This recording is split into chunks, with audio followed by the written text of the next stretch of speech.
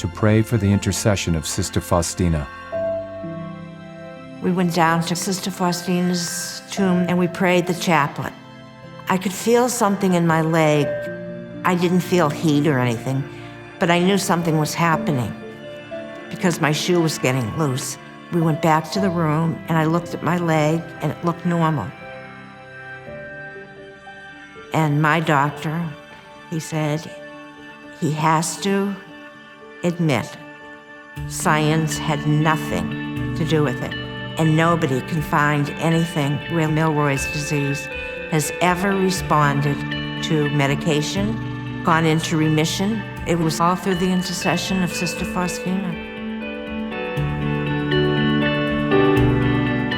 Marine's miracle would lead to the beatification of Sister Faustina in 1993 and usher in a renewed fascination with the image that the Lord asked her to share with the world. An image imbued with powerful symbolism, reflecting Christianity's teachings on mercy, an image that has helped transform sinners into living icons of God's mercy.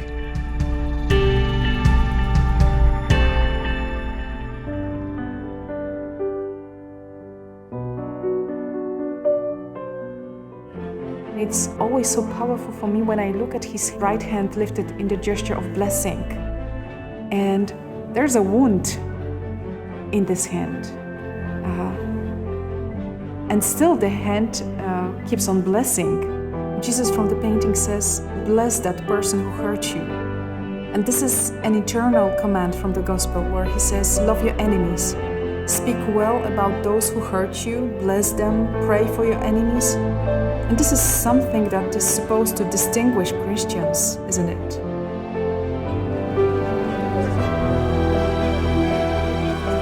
I learned about divine mercy even in my childhood, in Imana and here in Rwanda, like divine mercy. And it's beautiful. What Jesus taught Sister Faustina, how we're supposed to love one another. Slowly, as I grew up, of course, I realized some people didn't have mercy in their hearts. You know, they had hatred.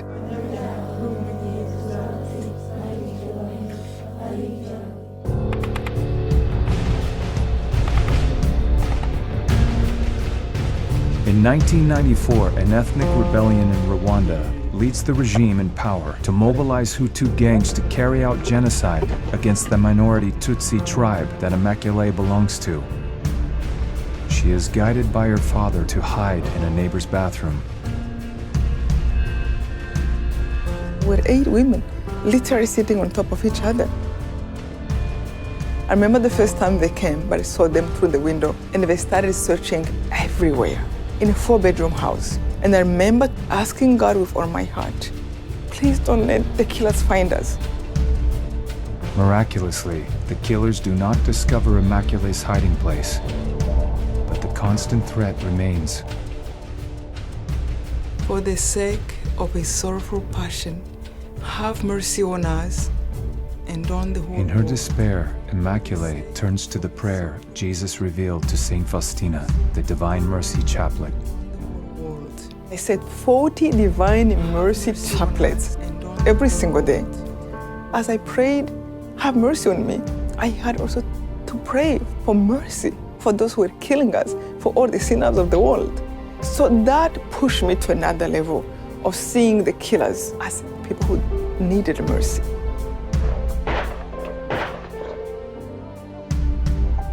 Then I started to face the anger I had in my heart towards the killers.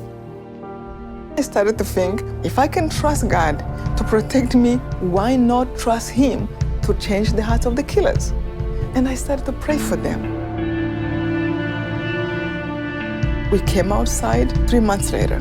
The very first day we came out, I found out everybody in my family was killed. My mom, my dad, my 2 brothers, my grandma, my grandpa. It was like end of the world. I remember thinking, I can forgive them, but they're just evil. They deserve to go to hell. And I remember Jesus asking me to have mercy. When I was reading the Diary of Sister Faustina, I was just impacted by the simplicity of how she wanted to obey Jesus, how she wanted to be that mercy. I remember a place in the diary I read and said, "Make me a reflection of your mercy. Let your mercy come through my hands, through my words, my actions, and let it show to people through me." And I felt like Jesus was telling me, listen to me. I remember there were kids with open machete wound, with like people have cut them. And I felt Jesus was saying, just go and touch, look at them, and just be there. It really felt like this feels much better than being angry and just be there. Helping another person, that felt good. When we love people, we love God. When we have mercy on people, we have mercy on Jesus. I can only say that must be what they call forgiveness. But the feeling I had was freedom. For the sake of His sorrowful passion, have mercy on us and on the whole world. Jesus, I trust in you. It's so simple but so profound, so powerful. It's helped me in my life. Certainly after the shooting, Jesus was the way.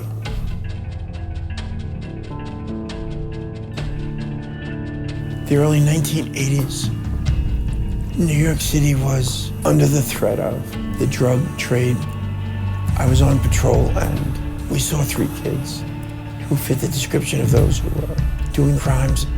I caught up to the boys and one of them did have a gun and he pulled the trigger. It was inches from my face. I was upstairs laying down because I was a little tired in the beginning of pregnancy, and all of a sudden I heard a lot of commotion downstairs. And I was like, oh, what's going on? So I went downstairs and my sister goes, come in, sit down, I need to speak to you. And she's like, it's Stephen. He was shot. And then when I walked into the hospital, I just saw the look on everyone's faces, and it's like, oh, this is not good. And the doctor said, basically, that, well, we don't even know if he's going to make it, and if he does make it, he's going to be paralyzed. Looking back, it was one of those dark, dark days where I didn't think I wanted to live. I didn't have much hope for a life. The McDonalds would find strength through their faith, and by discovering the beauty of God's merciful love, New York's Cardinal John O'Connor befriended the family and arranged for daily Mass to be celebrated in Stephen's hospital room. In my hospital room, the room became a chapel. The darkness was lifted, and light filled the room, and that's the way life has been ever since. And I give Jesus all the credit for that. Patty, you and Steve, and everybody here has been praying and praying for a miracle. You have a miracle of love here, the like of which is rarely seen. On the day Cardinal O'Connor baptized his newborn son, Stephen prepared a message for a nation captivated by his story. I'm sometimes angry at the teenager who shot me, but more often I feel sorry for him. I forgive him, and I hope that he can find peace and purpose in his life. God bless you all. Thank you. If I chose not to forgive Siobhan, I don't think I would be alive. I think all the negative emotions that would have overtaken me. God made us, He loves us. There's a purpose and a plan to our being here, and that plan is a plan of love, and a beautiful expression of love is forgiveness. And that's what I was able to do.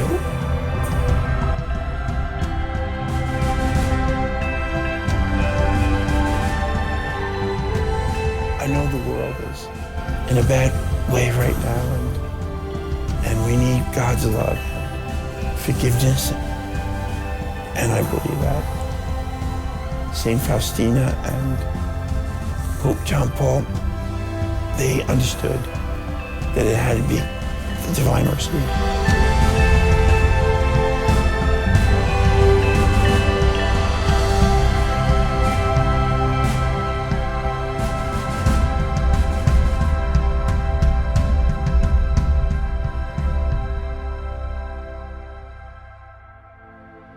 In the Divine Mercy image, Jesus touches his heart, and we know this is the wounded heart. He underwent the worst possible suffering, and he will understand me in all my pains.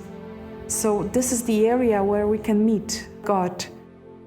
We see how he loves us. He forgives us. We are able to love because we have first been loved. If we open our heart, he will transform us, and then we can show his love.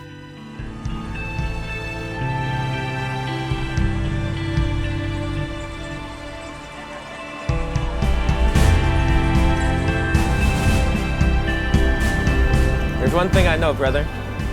Our Lord has a tremendous love for you. Regardless if you have dirty hands or clean hands, He sees your heart. And I see your heart too. I want you to know that you're worthy to be touched.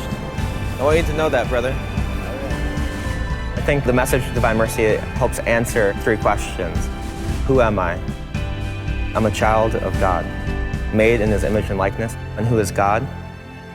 Through the message of Divine Mercy, He cries out to us, I am love and mercy itself. How am I called to reveal this God in whom I now know? I'm also supposed to take that same love to those who are far from Him, to those who are living on the margins of society. I don't have lotion, I have some oil. Put some oil on it.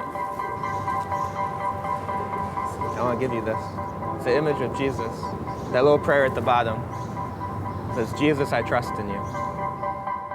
Before Eric dedicated his life to delivering the message of divine mercy to the homeless and forgotten, he was known for delivering another kind of message. Bone-crushing hits as a 260-pound star linebacker at Kent State and later in the NFL. My entire life revolved around the game of football. One of the nicknames I got in college was the Mauler. I prided myself on no one's gonna get past me, no one's faster than me, and no one's stronger than me. My life was this football star, big man on campus, and when no one was looking, I was trying to live my faith. Because in my heart, I knew that was right. But my life isn't matching up with what I believe. I knew I needed someone to help me. And one day I saw this little bookstore called Our Lady's Gifts. And I remember the lady asked me when I walked into the store, do you know the message of Divine Mercy? I had no clue what she was talking about. She handed me this big book. And she said, this is the Diary of St. Faustina. You need to read this. And I think the message that I was receiving is that God loved me. And that was like kind of the beginning of the search of who is this God of love? Eric fulfilled a dream when he signed with the Cleveland Browns in 2005. He would also play briefly for the New York Jets, but his heart was no longer in football. He had discovered a higher calling, to bring God's message of mercy to those furthest from His loving embrace. God only sees you as His child who deserves to be loved. Yeah. And I think the idea is like, how can we then see with the eyes of God? I think the essence of the message of Divine Mercy, like John Paul II said, was the restoration of the human person, the restoration of human dignity. As Christians, we're called to proclaim the gospel, but first we have to know who the disciples are. I need to give you Jesus, but first I have to recognize that you are Him. Because it says in Matthew 25, that whatever you do to the least of my brothers, you do unto me. But it's an image of Jesus, the Divine Mercy. As you can see, He's the light penetrating the darkness. He's longing, wanting to embrace you, to lift you back to the Father. Peace, brother. Thank you. Have a hug.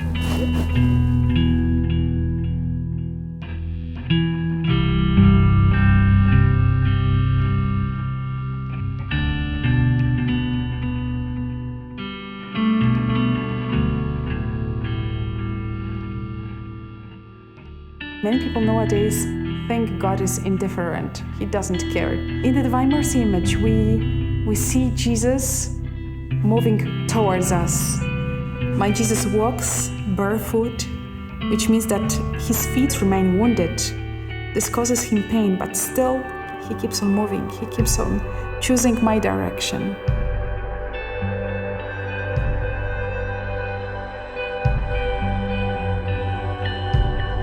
Jesus said that his gaze from the image is like his gaze from the cross.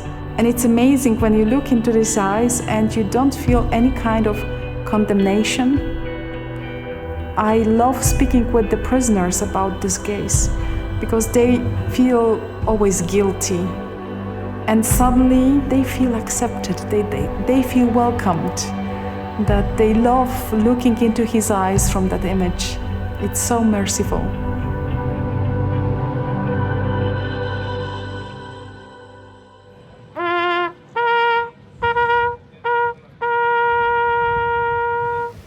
Y si en algún momento estamos tristes, estamos mal, bajoneados, los invito a mirar el rostro de Jesús crucificado. En su mirada todos podemos encontrar espacio, todos podemos poner junto a Él nuestras heridas, nuestros dolores, así como también nuestros errores, nuestros pecados, tantas cosas en las que nos podemos haber equivocado. En la llaga de Jesús encuentran lugar nuestra llaga. I am amazed how much Pope Francis and his gestures are renewing the sacrament of confession. People are returning to confession.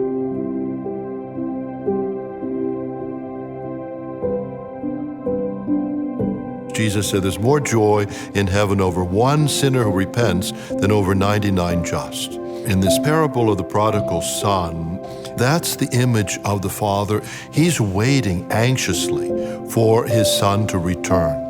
And when he sees him on the horizon, he runs out to him. He throws his arms around him, he kisses him, he puts a ring on his finger and shoes on his feet, restoring his dignity to him. And this is what God's mercy is about.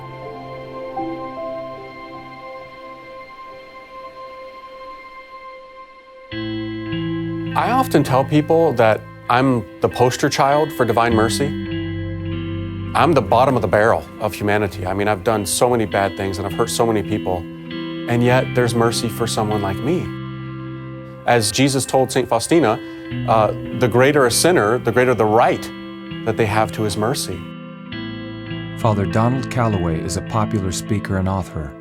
He often shares with audiences his personal story of redemption.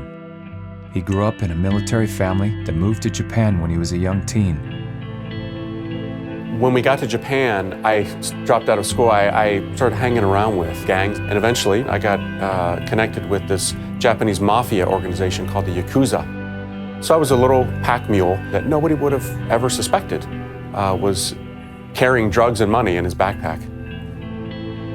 Eventually things got really bad, to the point where I had the Japanese government, the American government, and the American military presence in Japan looking for me. And it was causing an international scene. Eventually they apprehended me.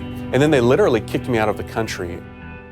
Transported back to the United States, Calloway was reunited with his mother, who had undergone a profound conversion to the Catholic Church. After years of prayer, her son's heart was transformed one day after reading a book on the Virgin Mary, which led him to seek out a priest to learn more about the faith. The Catholic priest that I met, the first one that I ever met, he was so kind. He gave me the Divine Mercy image, and my eyes fixed on the painting of Jesus. And I was shocked that he was not looking at me like he was going to crush me. Because if he's God, then he knows everything about me, all my shameful things that I've done in my life. And I began to cry. I realized that I was loved.